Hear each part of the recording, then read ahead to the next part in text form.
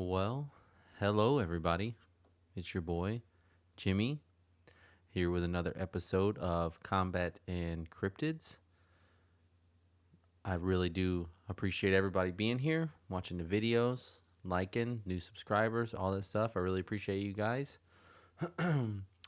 So, today's episode. Oh, and we still have the merch if you guys want it or if anybody wants any. I got koozies, stickers, and t-shirts. The t-shirts I'd have to order for you, but we can get those ordered for you if you would like. And the design is on my YouTube channel if you want to go look at it. It's literally my picture, like kind of like this. Actually, it's right here. It's this right here. So, so all different colors. And if you want something, just shoot me a message, a direct message if you want, or send me an email at my email address, whatever it is. We got it all. So if you want something, just let me know and we will get you what you want. So, about that. So, I always have, and this is going to tie into, I guess, to today's subject. So, I don't know if you guys have this, but it's just something that I have, and it's always ongoing. It's something I always deal with, or I guess I don't know if it's a problem because it's not anything that ever. I mean, it is creepy and it is weird and it is different, but it's always something that just it it's something different, I guess. And I think I've said a couple of my dreams or nightmares or whatever you want to call them. But so I'll tell you about the dream that I had.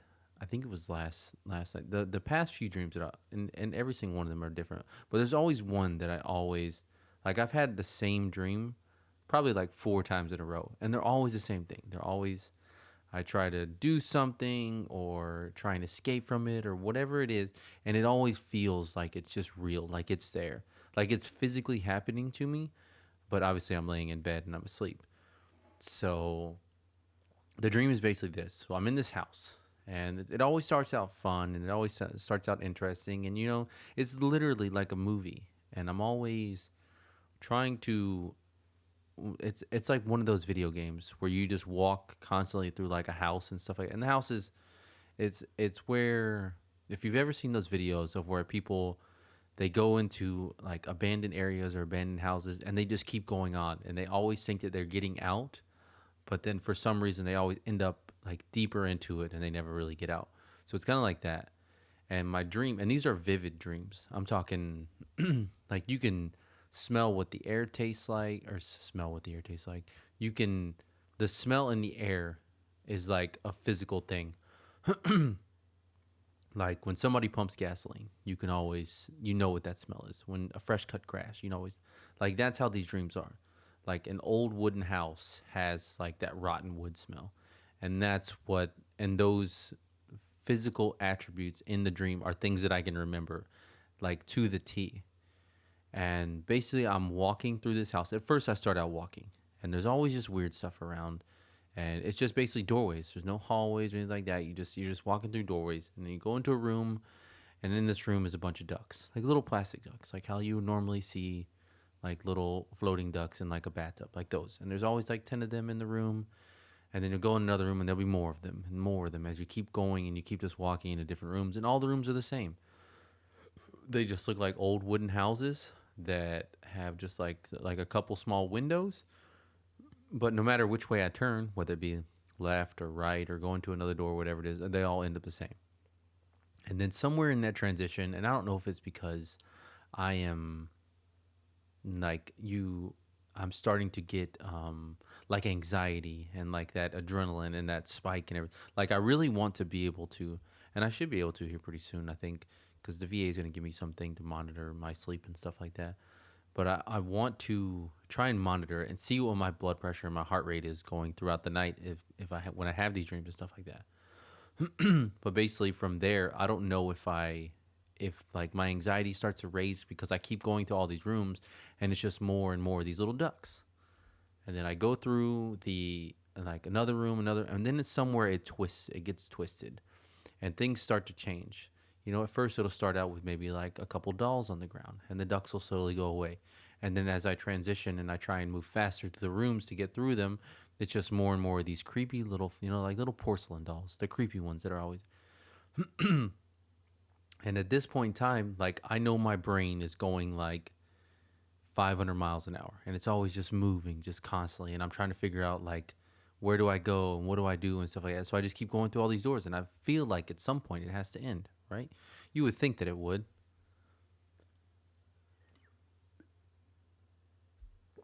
but it never does, and it just progressively gets worse. So as I'm going through rooms, there's more and more dolls, and now the ducks have gone away. So it goes from this like happy and like normal state, I guess. Well, not even a normal state, but not as creepy or scary. And then from there, it switches from the dolls to now you start seeing shadows and you start seeing people and stuff like that. And you always, it starts out with you see a shadow and it's off in the corner. And then the next room, it'll be a couple shadows off in the corner. And then by the end of it, there's 15 to 20 people in this room that are just shadows. And then in the last and final room, there's like a physical person. Like you can see their face. It's a guy and he has like the Abe Lincoln top hat on. He's creepy as fuck. He's just got this weird smirk on his face. And it's the only time you get to see his face. It's the only time you see his face. And he looks just like a normal guy. There's nothing besides his creepy little smile. But let's be honest, everybody has a creepy smile when you've had too few many drinks and you start to get that weird look in your eyes. Like that's what it looks like. And that's the only face you get to see. Or the only face I guess I remember to this point. And then from there, I finally go into another room and it walks me out into the street. And the streets remind me of like Jack the Ripper style streets, I guess. So it's like low lit. It's at night, obviously, and like cobblestone driveways and all that stuff. The pavement is all the same way, but it's like that Jack the Ripper style. Like there's fog in the air, there's mist, and it's a community. There's people walking around. There's people going about their business, doing their normal things, whatever it is. And I've had this dream multiple times, and it always ends up the same. So I finally figure out, and I'm thinking, hey, I have escaped whatever that was in there, and now I'm just like out in the real world. Like this has got to be it.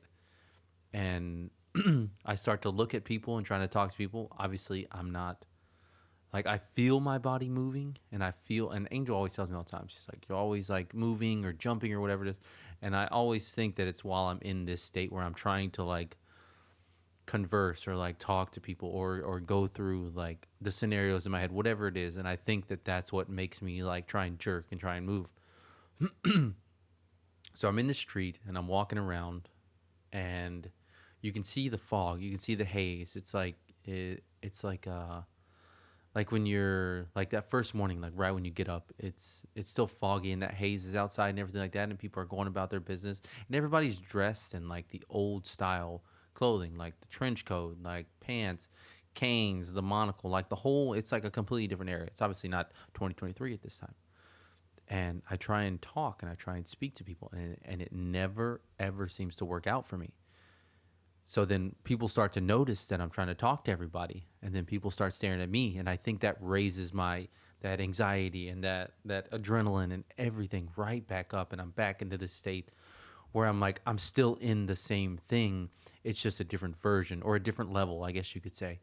And then from there, you start to hear like sirens going off, and then I run into another guy, a normal guy, dressed like me from like now, and he was in the same kind of scenario, and he says, hey, like I'm trying to get out of here. He's like, I'm trying to leave and all this stuff, and he's just talking normal. It's a guy just having a literal conversation with me. And people start to notice this, and then everybody kind of stops and just starts looking at us. And then from there, we basically just part ways. Like, hey, you're like, I'm on my own thing, you're on your own thing. We're in the same thing, but we never come to the conclusion like, hey, we should help each other out, which would probably be like a normal rash decision, but we never do. And from there, like we split. He goes his way. I go into like the under street. I guess you know how you like go under like a street that's there, and it has like I don't know, like it's the waterways where like all the irrigation and everything kind of goes. Like that's where I'm at and stuff. Because I hear like people trying to yell and scream, and like chaos is starting to like because they're trying to look for us. And then I always get to the point where I think like I'm trying to run, like as fast as I can, but I can never go any faster. Like it's always slow motion for me. And I always try to like think like, and I'm assuming I'm literally thinking this because it's obviously still my brain, regardless if it's the dream or not. But I always try and move and run and think like, what do I do? What's my next step? Because that's how I am as a person in real life. I always like, I don't like doing things that I'm not comfortable with. I don't like that feeling of not knowing what's coming next and stuff. And I try to like always prepare myself. Like if I'm going for like an appointment or whatever it is, or you go to the BMP or whatever, anything like that, you always try and prepare yourself to be ready for those kinds of situations. Or if there's a gunman or somebody's trying to shoot you, whatever, anything in life, I always try and prepare for it.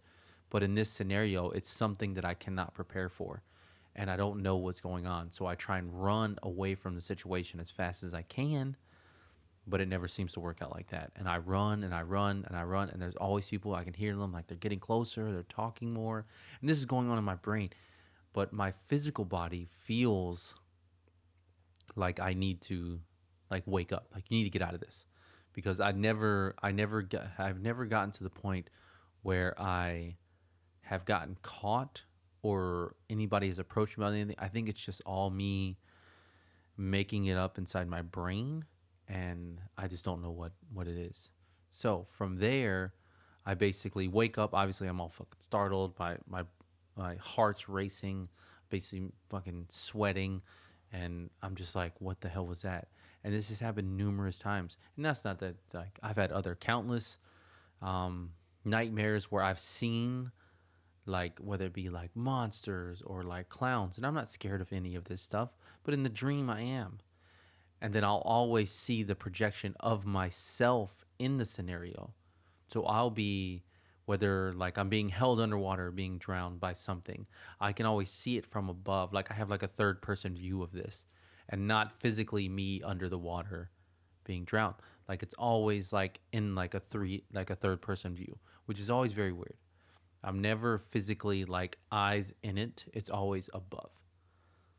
So those are the kind of dreams that I have, and I don't know if it's maybe because PTSD from going to war, or I don't know, trauma. I could not tell you. I don't know.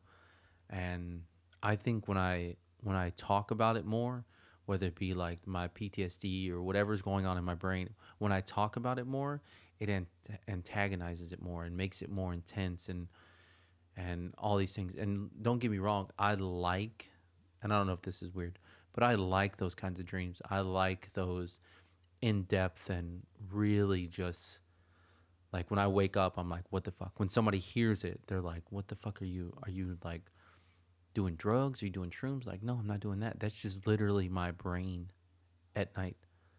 So I'm not to the point, I guess, where I'm like, maybe I should talk to somebody, or there's some concern about this or whatever it is. But I don't know. So that's my dream, which leads us into our subject for today, which is astral projection. So, recent subscriber, I literally was talking about this maybe last week with one of the guys at work.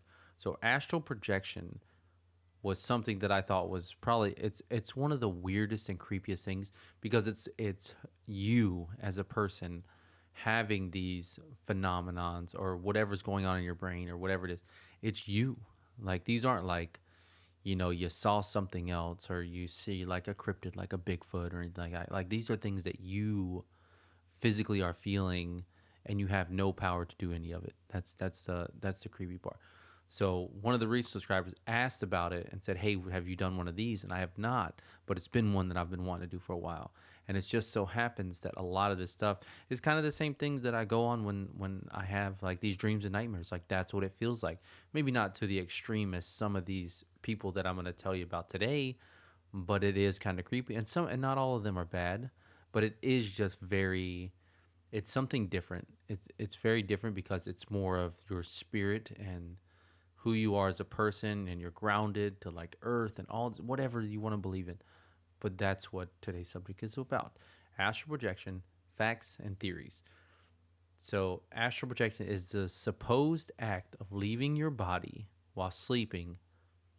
um so and you might have even, like, most time, like, to actually physically see this, I think it was in it's if you've ever seen Doctor Strange, you're into the Marvel, DC, whatever it is. So when Doctor Strange and I forget her name, she's the bald headed woman, where she punches Doctor Strange and he becomes like the ghost version of himself. That's what they're the physical depiction of it is, I guess, is that kind of a form. But survey suggests that between 8 and 20% of people claim to have had something like an out of body experience at some point in their lives. A sensation of the consciousness, spirit, or astral body leaving the physical body, while most experiences occur during sleep or under hypnosis. Some people claim to do it while merely relaxing. And a lot of people do it when it's like meditation or when you're like zoning out and stuff like that. But it does happen quite frequently. But I mean, is it real? I mean, or is it something you're making up in, like, is it just something that's deep rooted into your brain, into your psychosis, into your neurological system, like for a human? I don't know. But I remember someone told me one time that they did a study where somebody who was literally dying, right, literally on their deathbed, they got weighed right before they died, and I think they weighed like 110, 112 pounds or something like that. And then after they passed away, same like same person, literally minutes afterwards, as soon as they passed away, their body was like half a pound or almost 1 pound lighter, because people think that your spirit or the person that you are is kind of just like that's your way. Like there's been numerous counts and numerous stories about people who you see yourself like as you're leaving your body, like passing on to whatever is the next thing for you, whether it be in back into animals or as another person or into whatever it is. I don't know, whatever you're into, you that's what you become. But I thought that was really creepy, and I thought that was really weird because maybe that was their like spirit, the spiritual part of them that was leaving, I guess. Um, so yeah, the idea is that humans can leave their bodies during dream state is ancient. Countless people from New Agers to shamans around the world believe that it is possible to commute with cosmic intelligence through visions and vivid dreams experienced during astral projection, as known as an out of body experience. However, in most recent resurgence has its roots in the spiritual boom of the 19th century and early 20th century, because a lot of people were having these things or these dreams or whatever they thought it was, and no one ever talked about it. I mean, just like everything else, for hundreds and hundreds of years, no one ever liked to talk about Bigfoot and aliens in that generation. It was more, I guess, witchy. I guess what is the best way to describe it is people didn't want to talk about these things for fear that people would look at them like, hey, like this person's like acting kind of weird, they're talking weird and stuff like that. Like meditation and stuff wasn't a thing, um, because people were um, feared that other people would look at them like they were weird, which is, I mean, not much has changed about it now, but it's more socially acceptable, I guess, at this point.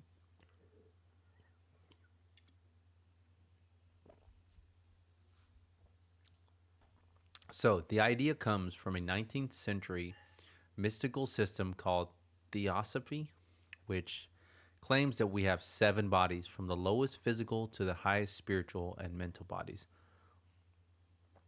said Dr. Susan Blackmore during an interview.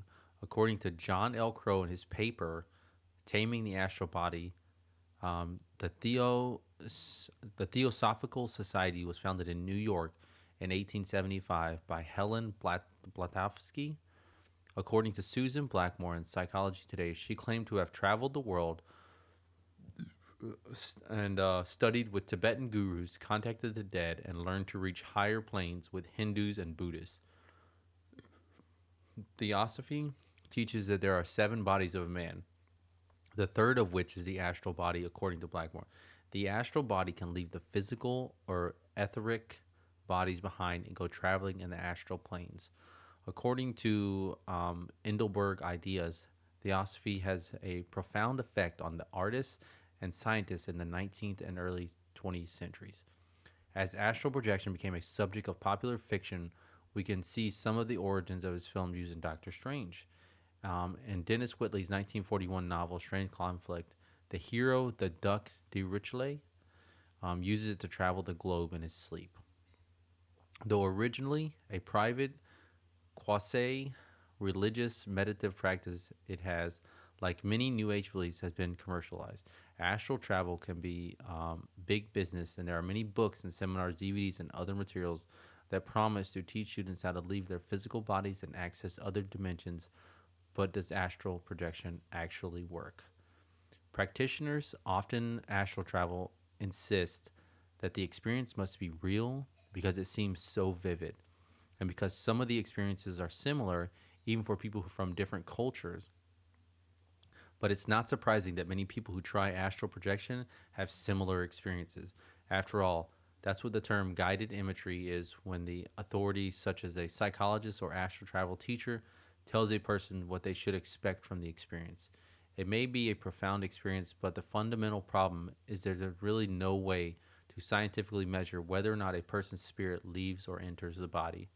The simplest and best explanation for out of body experience is that the person is merely fantasizing and dreaming because there is no scientific evidence that consciousness can exist outside of the brain. Astral projection is rejected by scientists. Yeah, I mean cut and dry. Yes. That is like physically you cannot have these thoughts or these projections or think that your body is doing this without the brain, because the brain is what fires and gives you all of this, the sensation and the feelings and the smells and the experience. That's what, without the brain you cannot have any of that, like the physical or the feeling that you're traveling somewhere. Like you have to have those receptors and all of that already, like it has to be programmed in the brain, and you cannot have it if you're physical. If you're, I guess, if you're physically there, yes, you can have it, and that's what your brain depicts and wants to happen.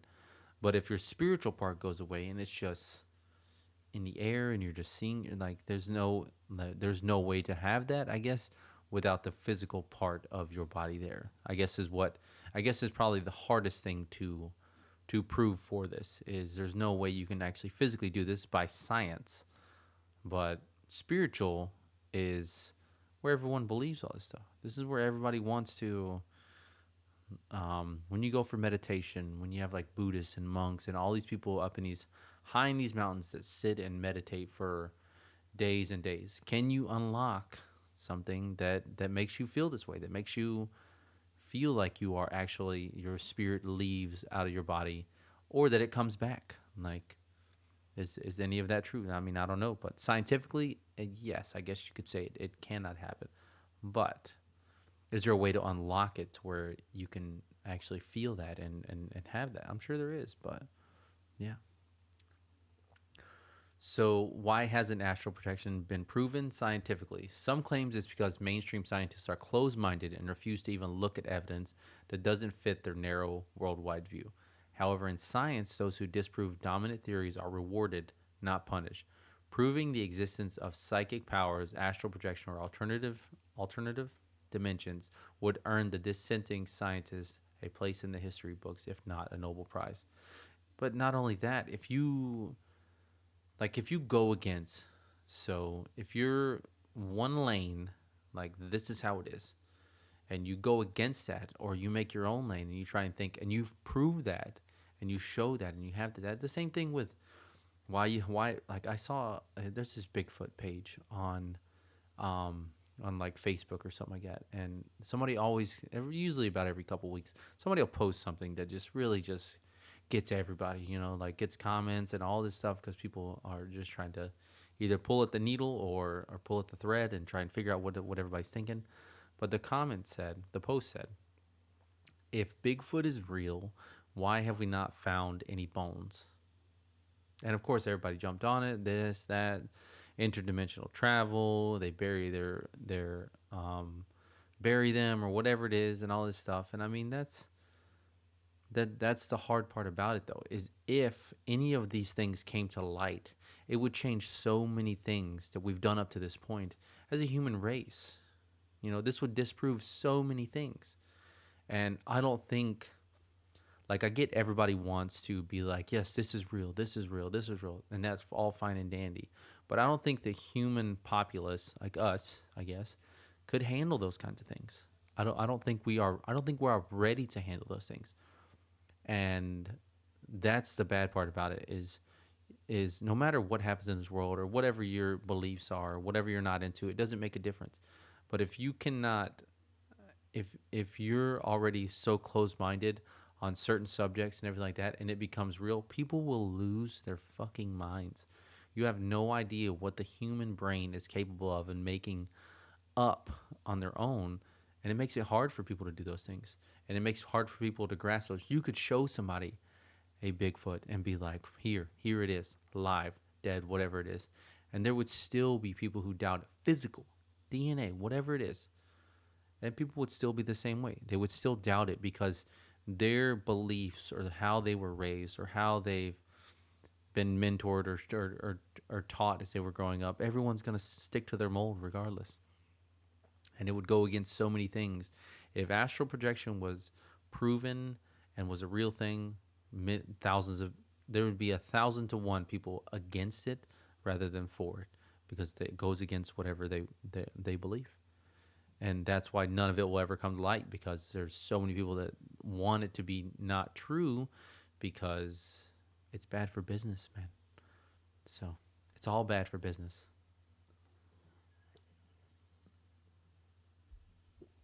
So yeah. So scientifically testing the validity of astral travel should be quite simple. For example, you might hide 10 unknown objects at different locations and then ask the person to project their consciousness to each place and describe exactly what's there. Either the descriptions match or they don't. And that's it. Okay. I hide this, I hide a 12-ounce beer behind my laptop. And I tell you go upstairs and you can say physically I can astral project and I will come down and see what's behind that. Yeah, you probably could. And if you could do that, that's all the proof you need, I guess. Um, so according to researcher Susan Blackmore, people who experience astral travel have been found to score higher on measures of hypno, hypnotizability and in several surveys on measures of absorption. Measures a person's ability to pay complete attention to something and to become immersed in it, even if it's not real, like a film, play, or imagined event. Out of body experiences are more imaginative, suggestible, and fantasy prone than average, though have low levels of drug and alcohol use and no obvious signs of psychopathological or mental illnesses. In 2021, the Medical Science Journal published a paper entitled Astral Projection, A Strange Out of Body Experience and Dissociative Disorder, which examined a perpetrated case of astral projection in a 15-year-old boy. The paper detailed the many possible causes of out of body experiences, stating the literature of the cause of out of body experiences, or OBE, mainly entails various neurological conditions like epileptic seizures and migraines, deficient visual, vestibular, and multisensory processing near death experiences, and psychedelic drug use. These peculiar experiences have been described as secondary to pathology or psychiatric disorders such as schizophrenia, personality disorder, depersonalization, anxiety, dissociative disorders, and depression. When discussing the particular case the paper was examining, the author stated that the patient had frequently ran away from home, as well as having shown decreased social interest, irritability, and persistent sadness or mood the past 2 to 3 months, according to the report. Having ran away, the patient would often assume the identity of an 18-year-old electrician. And it was during one such event that he had what appeared to be an out-of-body experience. They concluded that due to his circumstances, the patient was most likely in a dissociative state, and that in this case, astral projection can be constructed as a part of this dissociative experience. Yet there are other possible causes of out of body experiences in astral projection. In 2017, a study reported on by the Atlantic Analysis some 210 patients who suffered with vestibular disorders, vestibular systems within the inner ear is responsible for providing the body with its sense of balance, and issues relating to the system can result in a sense of floating. Questioning the patients, it was discovered that some 14% reported out of body experiences compared to the 5 without any form of vestibular issues. We need not resort to such artificial tests, since the real world provides countless opportunities for astral projection to be demonstrated beyond any doubt. If proven, astral travel would be incredibly useful to the world. There would be no need to send humans into very dangerous conditions such as nuclear disasters to determine what the situation is. Peoples whose consciousness can fly and move through walls would save lives during natural disasters such as earthquakes, easily moving through rubble and collapsed buildings to locate survivors and direct rescue workers to them. Astral projectors like psychics would be invaluable to police during mass shootings and hostage situations, describing exactly how many suspects there are and where in the building they can be found, and other crucial details. The absence of these individuals during life or death situations is revealing. Though astral projection practitioners insist their experiences are real, the evidence is all anecdotal. Just as a person who takes peyote or LSD may be truly convinced that they are interacted with God, dead people, or angels while in the altered state. Astral projection is an entertaining and harmless pastime that can seem profound and in some cases even life-changing. But there's no evidence that out-of-body experiences happen outside the body instead of inside the brain. Until the existence of astral plane can be proven and made accessible, there's always the continuing adventure of the Sorcerer Supreme. That's what it was, the Sorcerer Supreme from Doctor Strange. So, alrighty, on to the next one. So let's try this one. So Reddit is always like the greatest place to get any kind of information. I don't care what it is. What do you want to learn about? Because there's always people who like to talk about these things. What's the scariest experience you've ever had with astral projecting? The scariest experience I can recall with astral projecting, well, I astral projected to another planet. I manifested to a sort of rooftop that sat pretty high, and it overlooked a massive advanced city in the deep yellow desert that had tall, blunt towers made of stone. Oh, I thought you meant like blunt towers, but it's blunt, like they're not pointy. Okay. Anyway, I was levitating a couple of feet from the edge of a circular rooftop that had a complex design on the floor. There were 6 chairs that could tell that you could tell was made for royalty. In front of me sat 6 humanoid reptilian creatures dressed in elegant and expensive clothing. Each had 2 guards in the metal-plated armor with these intimidating spears and handguns resting on their chests. They were discussing politics regarding the relationships of other countries located on their massive planet. One of the reptilian men mentioned when they would be able to like asteroids again, as they needed the material to craft more ships for exploration. Upon him ending his sentence, they all slowly stood up, looked at me direct in the eyes. I was in human form, and the tallest, most strongest looking reptilian said, "Brothers, it appears that we have a presence among us." The guards looked over at me, and right away, as they drew their weapons, I traveled back into my body.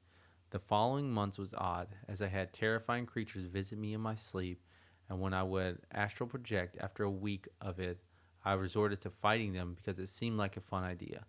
They had left me alone ever since. I believe that those reptilian leaders sent them out to drive me insane and something of nature, but a pretty crazy experience at that. And see, this is all the everything like I feel about. Um, some people want to do it so bad they're still trying to get their first experience, and they think that the fear of seeing scary stuff is holding them back, and it probably is. I once astral projected, and there was a demon sitting on the wall. By this point in my life, I was no longer afraid of anything disembodied.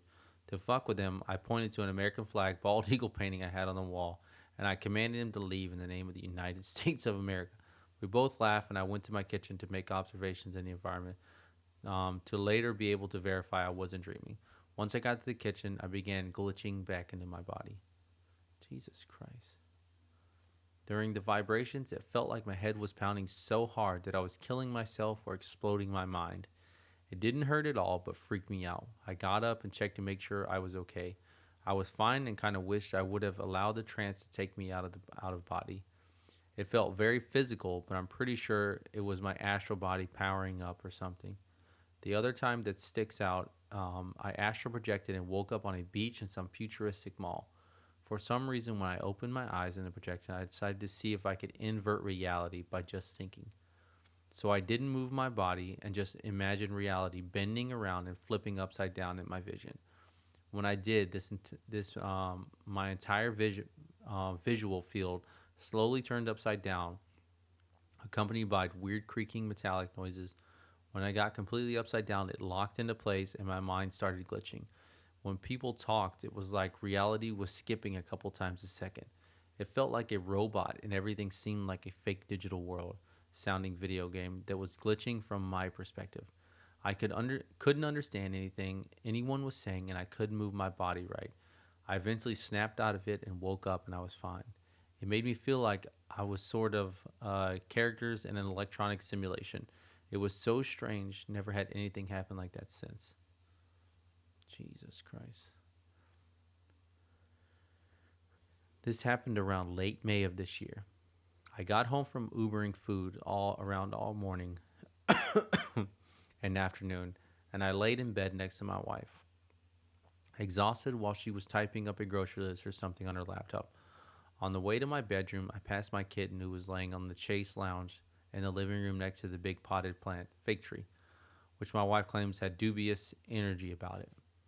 My bedroom doesn't have a door, but has seven chakras tapestry covering the doorway, hippie style, and we burn sage in the bedroom every evening.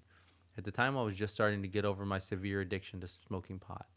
Severe addiction, Jesus Christ! How much pot you smoking? I'd given it up about 2 weeks prior. Now that's what a lot of people have. They said if you smoke weed a lot and you're always on that high, and then you stop smoking weed, they said that is the if you want to have lucid and crazy dreams, like I wish that I could smoke weed just to, have that calm and that normal and stuff like that, and then come off of that. Everyone says that trip for your dreams, it makes them ecstatic. It enhances them so much. That is so crazy. Um, So, as I started 2 weeks prior, which notes it had caused extremely vivid and memorable dreams to occur every night. Oh, yeah, no shit. I think Joe Rogan said that too. I sleep even to this day, over 4 months later. To occur every night, I sleep even to this day. When I laid down, I was tired, but not ready to go to sleep. So I closed my eyes laying down. Just let thoughts come and pass while I heard and felt the sound of my wife tapping on her laptop grow more distant. I couldn't tell how long I was laying there, but it seemed like for 15 minutes past roughly before I started to feel this strong tingling, vibrating sensation envelop my body. Usually that kind of freaks me out and I jolt up, but this day I was just so tired and curious to care. After a couple minutes of this, it was hard to explain, but I kind of feel like I can start to see the century of my vision, with the periphery starting to slowly expand, like I was opening my eyes again, but not physically. I was taken back by this little, as I never had closed my eyes, visuals before, but then began to wonder if there even were CEVs I could quickly forget where I was or what I was doing. And suddenly I was standing in my living room again, looked around. First, I looked down and noticed there was no body to look down at, as if I was in a camera in a VR video or a game of some sort. Clearly, I was there, I think at least, because when I looked at my kitten on the chase, who was napping earlier, had stretched to wake up and was now looking up at me. Before I could reach to pet him, I looked over the corner where the tree was because I heard a gentle shuffle in the falx foliage. And there I got the shit scared out of me. In the tree, or perhaps behind it, there was a green, contorted face that was looking at me that resembled some sort of viney green Harlequin mask, but it was super high definition. It was like Visual's 12K resolution or something. And it wasn't really in the typical foreground of my depth perception, but like superimposed over my lens of reality or something. He was also laughing in a way that sounded like Bowser's laugh in Mario 64, but slowed down and above an octave lower in pitch. That dude just looked four dimensional as a three-dimensional, two-legged. The incomprehensible presence seemed alarming, and although not necessarily malevolent, I decided that a retreat seemed like a reasonable tactical idea. Instinctively, I started to scream, but what was strange was the scream didn't come out of me. I just thought it, and I simultaneously heard a scream coming from the bedroom. This shook me a bit, so I decided to run into the bedroom, but I didn't run per se, since that requires you to move your body and pick up feet, then move and contort arms and torsos for momentum, but none of this happened. I just glided towards the tapestry with no resistance from things like wind, ground, or anything. I went super fast until I hit my tapestry, but instead of plowing through it when I made contact, it just made me poof. And then I literally teleported back into my own body, which was screaming with my wife trying to calm me down. I immediately shot up out of my bed and marched over to the living room while asking her, "You seeing this shit?" over and over as I rounded the corner. The face was still there in the tree for just a half second, but then it pulsated out of existence as my wife rounds the corner behind me. While my kitten is staring blankly at the tree, I tell her, "There was a face in the tree. I saw it." And to my surprise, she was like, "Well, yeah, no shit, stupid. I told you the fucking tree is haunted." So the next day, I was tasked with hauling that big ass tree down the stairs to toss it in the trash compactor. No big loss. It looked really cool, but every time I'd sleep under it, I'd have vivid nightmares. To this day, she'd laugh it off though, as she doesn't think I astral projected, but simply had a badass stress dream. If you made it this far from my long winded story, what do you think happened? Do I even astral project, or am I full of it and daydreaming? Jesus Christ. That's crazy. That's a good one. I like that one. Yeah, I mean that one's pretty crazy. I like. All right, getting over the scary experiences. When I was a kid, I had strange reoccurring dreams. What the fuck? See, I've never read these. I literally pulled them up and I have not read these. This is like, I think this has happened like 4 or 5 times where I pull them up and it's something that I've already talked about or already had happen, and it just throws me off. Like maybe I was meant to find them, or maybe I'm not the only one who fucking has them. You know. So when I was a kid, I had strange recurring dreams where I would fly to what I called tree school. As I got older, I started learning about chakras and meditation. I would lay in bed, imagine my chakras lighting up and slowly opening from base of my spine up to the crown of my head. I would picture a bright light coming from my chakra that would be my escape. I would also focus on the buzzing sounds, which would grow increasingly louder. I was able to astral project using this technique sometimes. I would fall asleep and wake up to what I can only describe as an upside down tornado in my room, with me getting violently pulled into a vortex. I also had many scary sleep paralysis episodes. I I am by no means an expert in the other spiritual realms while meditating to experience astral projection. I had a couple of really scary experiences. One time, something was turning my doorknob to try and open the locked door to my bedroom. I was home alone, and another time, while concentrating on the buzzing, I heard a voice that scared me. I felt as if I was messing up and opening my chakras, unknowingly inviting presences. Um, After those scary experiences, I stopped imagining my chakra meditation and attempting to astral project. I would like to start again. How do you all manage scary experiences, and can these entities hurt you spiritually? Jesus Christ. They can't hurt you. They can definitely scare you though. Being scared is pretty normal. Have some faith in your chakra and your meditation, and they will protect you. After all these scary experiences, other than being a little scared, have you actually been harmed? If that doesn't work out for you, there's some other techniques you can find. So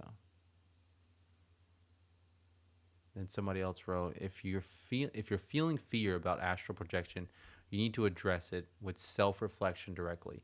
It usually arises from lack of understanding. Be aware of it and accept it, but don't fight it. Feeling fear is a natural part of looking into the unknown, but giving in to fear or being overwhelmed by it will only cause more fear.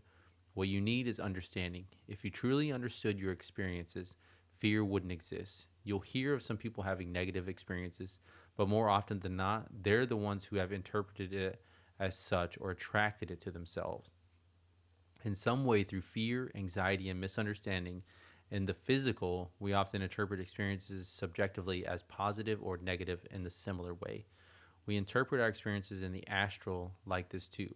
In the astral, every thought and emotion can be felt almost instantly.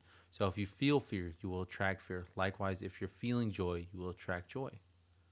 Huh, that's a nice way to put it. So, yeah, that's about it right there.